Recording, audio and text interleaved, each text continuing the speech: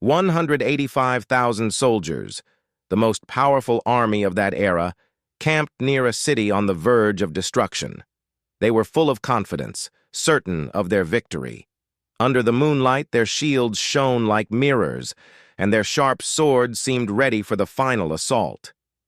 These men were no ordinary warriors. They were veterans of the terrifying Assyrian Empire, renowned for conquering everything in their path. But that night something incredible was about to happen, something no one could have imagined. An event so remarkable it would change history forever.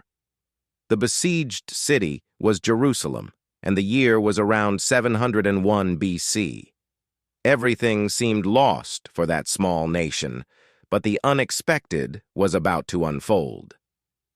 Before we continue, have you already checked if you're subscribed to the channel? That way, you won't miss any updates about this mystery and other amazing stories to come. Imagine being surrounded by a massive, cruel, and relentless army. That was exactly what King Hezekiah and the people of Jerusalem were experiencing. Inside the city walls, they faced a danger that seemed impossible to overcome. Outside was the dreaded Assyrian Empire, known for destroying entire nations, leaving only ruins and terror in its wake. For the people of Judah, everything seemed hopeless. The Assyrians were unbeatable. With their advanced weapons and well-trained soldiers, no one could stop them. The prophet Isaiah had already warned about their arrogance, calling them the rod of God's anger, Isaiah 10:5. It was as if the Lord himself was using this empire to correct the nations. But Isaiah also warned that the pride of the Assyrians would not go unpunished. The prophet Nahum, in his vision, described the Assyrians in a terrifying way. Their shields are red, their warriors are clad in scarlet, the metal on their chariots flashes like fire. Nahum 2:3-4. Imagine that, a powerful army that made anyone tremble just hearing about them. Under the leadership of King Sennacherib, who ruled from 705 to 681 BC, the Assyrian Empire reached the height of its power, like an unstoppable flood crushing everything in its path. As Isaiah declared, "The Lord will bring against them the mighty floodwaters of the Euphrates, the king of Assyria with all his pomp." Isaiah 8:7. In the 14th year of Hezekiah's reign in Judah, the critical moment arrived. Sennacherib, king of Assyria, attacked and captured all the fortified cities of Judah. 2 Kings 18:13.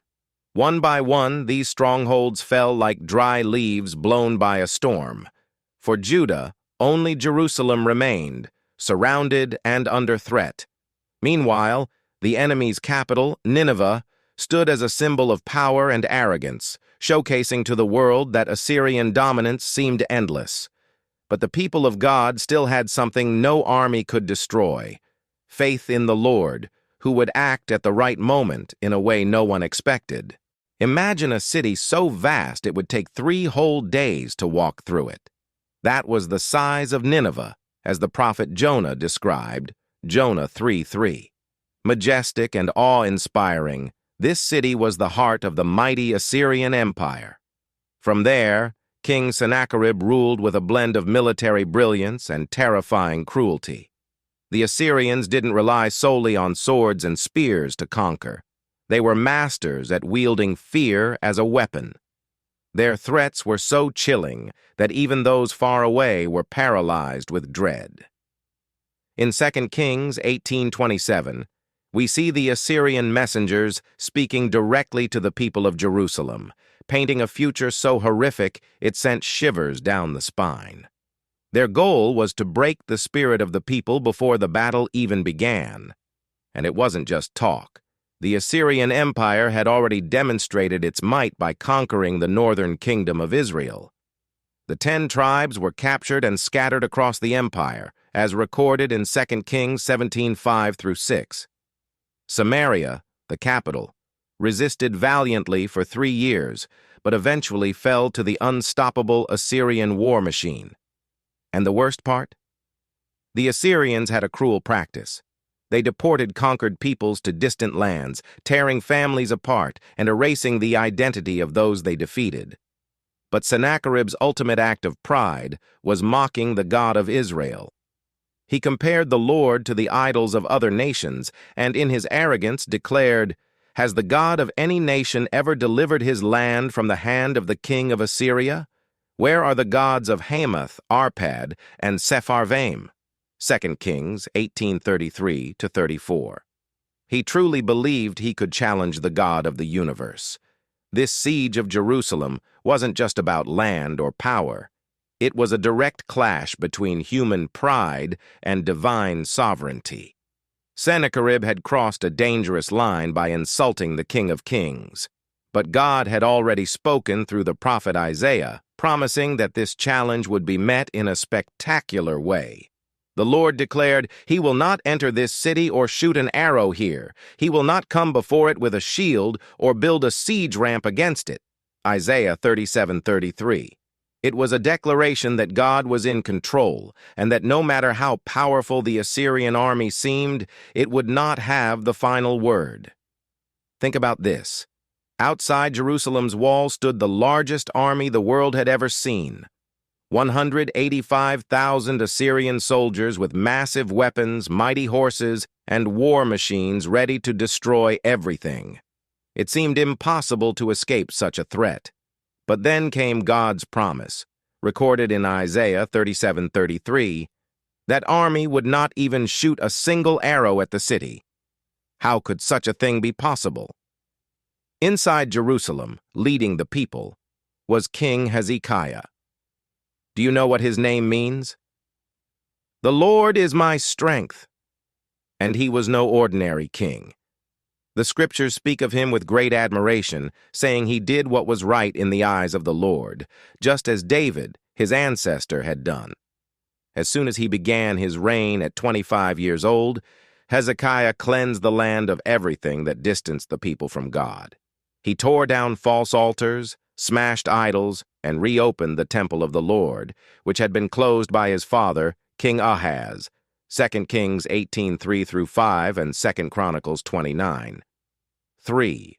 Hezekiah was a man of true faith, not just words. He didn't only restore the temple, he revived the worship of the God of Israel. He called the Levites to purify the temple, reinstated sacrifices, and for the first time in generations, the people celebrated the Passover in a grand way. According to 2 Chronicles 30:26, nothing like it had been seen since the days of King Solomon. The city of Jerusalem was preparing to face the greatest challenge in its history. Knowing that the mighty Assyrian army was on its way, King Hezekiah acted swiftly. He strengthened the city walls, built another outer wall, and filled the storehouses with weapons and shields. 2 Chronicles 32:5. Every stone and weapon reflected the king's care and wisdom, but Jerusalem's true strength didn't lie in its physical defenses. It was rooted in faith in God. As rumors of the Assyrians' advance spread, Hezekiah gathered the people and said something unforgettable. "Be strong and courageous. Do not be afraid or discouraged because of the king of Assyria and his vast army. For the Lord our God is with us. He will not abandon us." 2 Chronicles 32:7-8. These words filled the people with hope, even as enemy banners began to appear on the horizon. The Assyrian army was terrifying. The dust raised by thousands of marching soldiers was like a sinister cloud covering the sky. They had already conquered other fortified cities of Judah, 2 Kings 18:13, and now surrounded Jerusalem. But instead of attacking directly, Rabshakeh, an official sent by King Sennacherib of Assyria, began a psychological war. Standing near the city's aqueduct, Rabshakeh shouted in Hebrew so that everyone could hear, "Why do you rely on strategies and empty words? Who can save you from us? Not even your God will deliver you." 2 Kings 18:19-20. He sought to weaken the people's faith, sowing doubt about God's power and Hezekiah's leadership. But Jerusalem was not just a city protected by walls. It was a city upheld by faith. Under the leadership of a righteous king who trusted in God, the people were about to witness one of the greatest displays of divine power in history. Hezekiah was also a wise strategist. He understood that the Assyrian threat was real, so he prepared the city. He rebuilt broken walls, erected defense towers, and did something brilliant. He ordered the construction of the Siloam Tunnel, an incredible feat that brought water into the city, ensuring that even under siege, the people would not run out of resources. 2 Kings 20:20.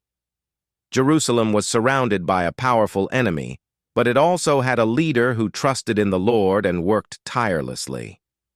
The city was not just protected by walls and strategies. It was in the hands of the living God, and that would change everything. What was about to happen would be one of the most incredible moments in history, proving that no power on earth can compare to the power of the God of Israel. The Assyrians had a clear strategy: to sow fear and doubt in the hearts of the people.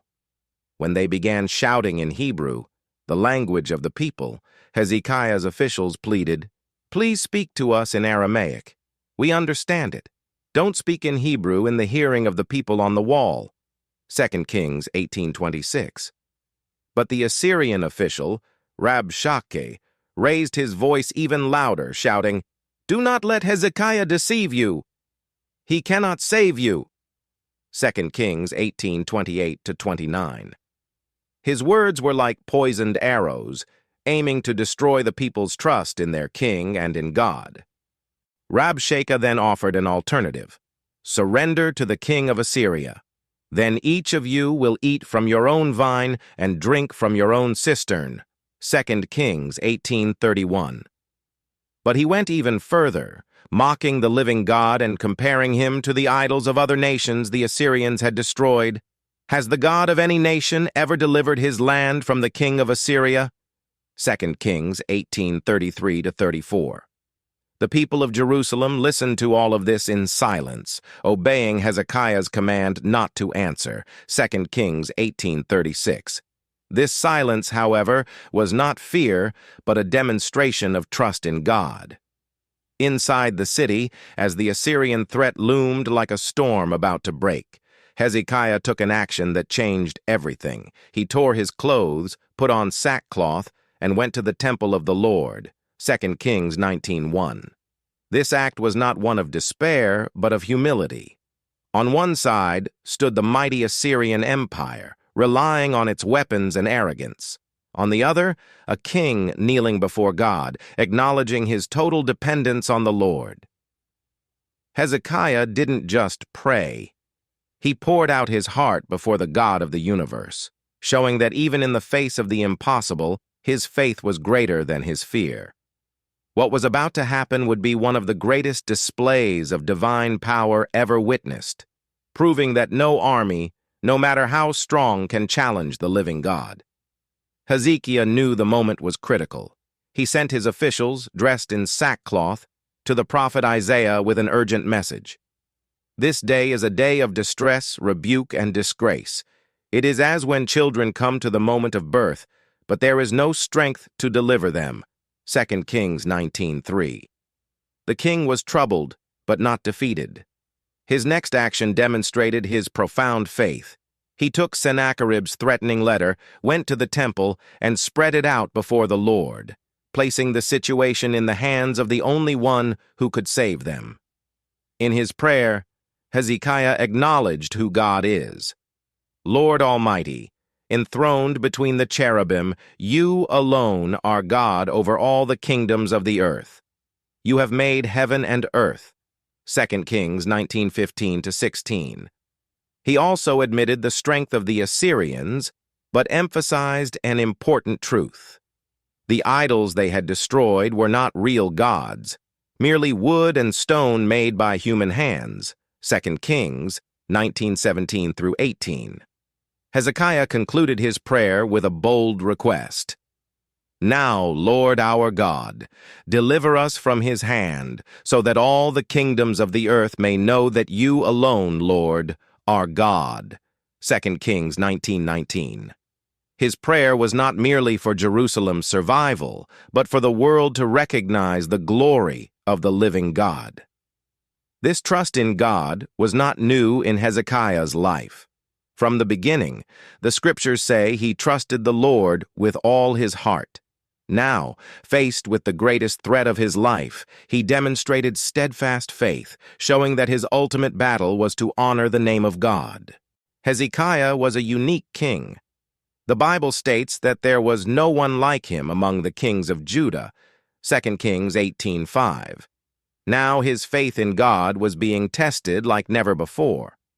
Despite the fortifications he had built and the Siloam tunnel that ensured water for Jerusalem, Hezekiah knew that the true strength of the people was their faith. He had encouraged them with these powerful words, "Be strong and courageous. Do not be afraid or discouraged, for the Lord is with you. He will never leave you." 2 Chronicles 32:7. When the Assyrian army surrounded the city, Hezekiah sought help in the right place: God. He took Sennacherib's threatening letter to the temple and prayed, acknowledging the Lord's sovereignty. "You alone are God over all the kingdoms of the earth.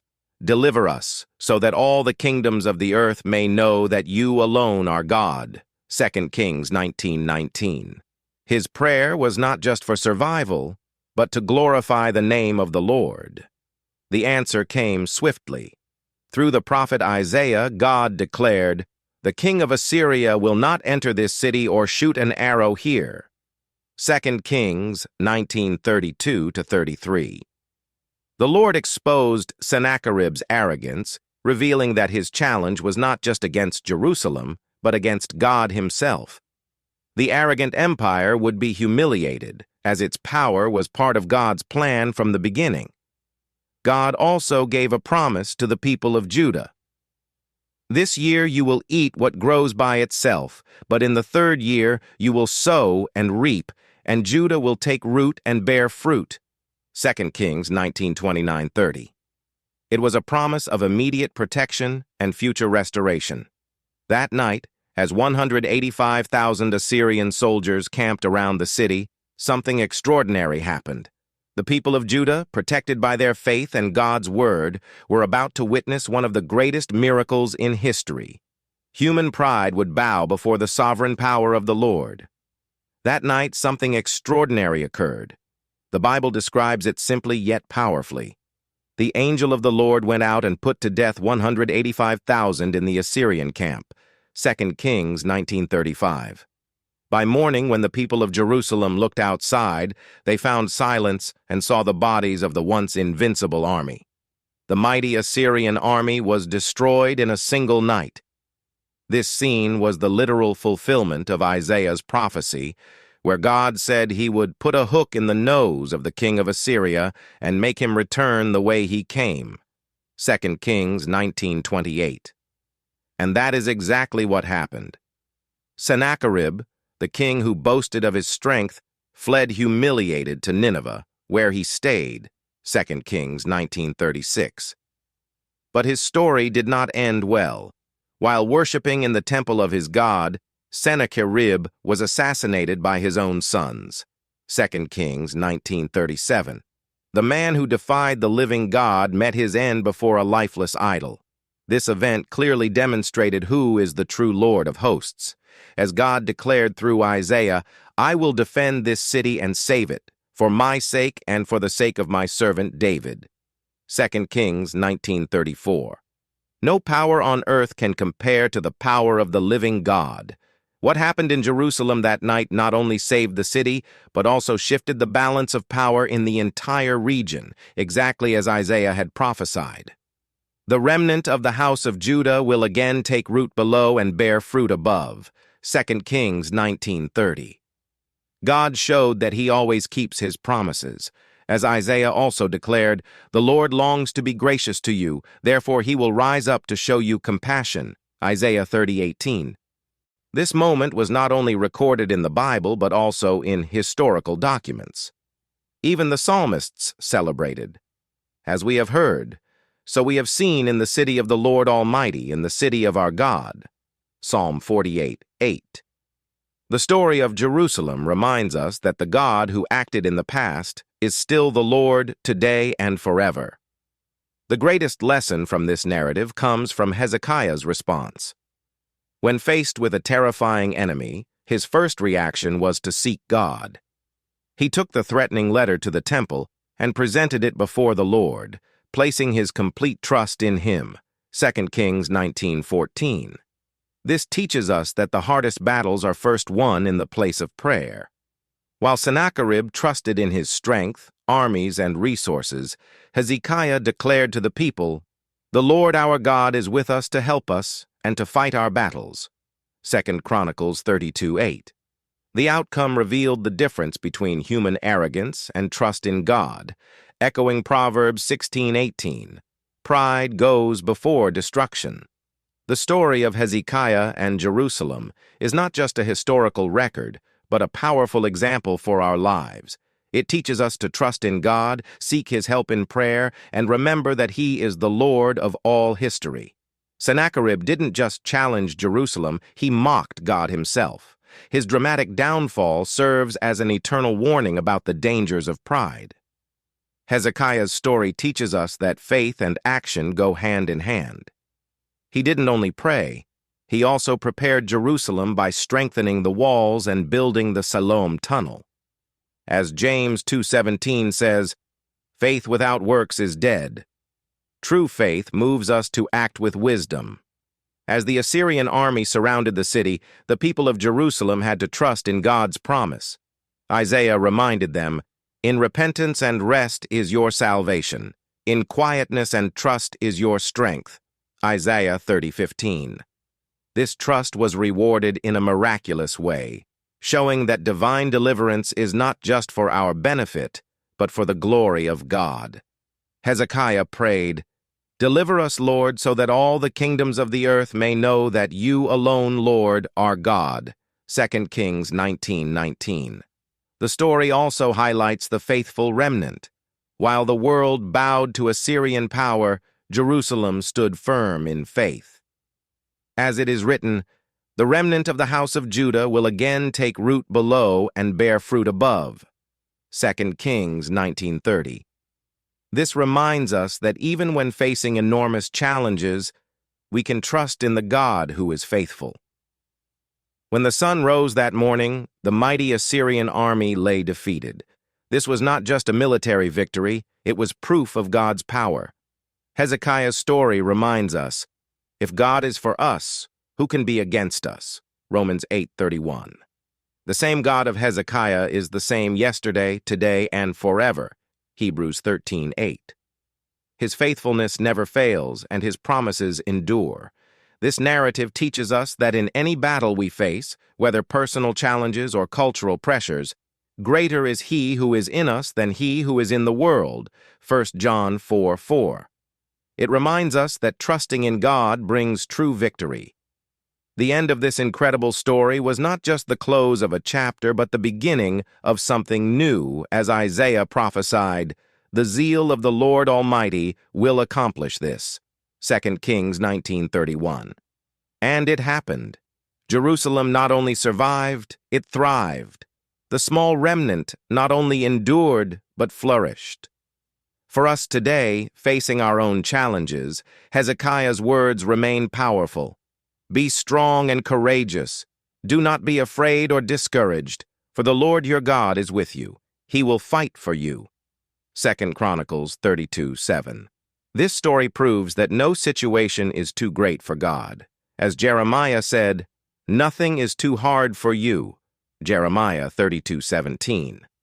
Just as God defended Jerusalem for His sake and out of love for His servant David, 2 Kings 19:34, He continues to defend those who trust in Him. His promises are steadfast, His power unchanging, and His faithfulness eternal. As the psalmist declares, "Therefore we will not fear, though the earth give way and the mountains fall into the heart of the sea." Psalm 46, verse 2. The same God who saved Jerusalem is our refuge today, our fortress in times of trouble. He reminds us, "Not by might nor by power, but by my Spirit." Zechariah 4:6. May this story continue to inspire us. showing that God is worthy of all glory, honor, and praise forever. Amen.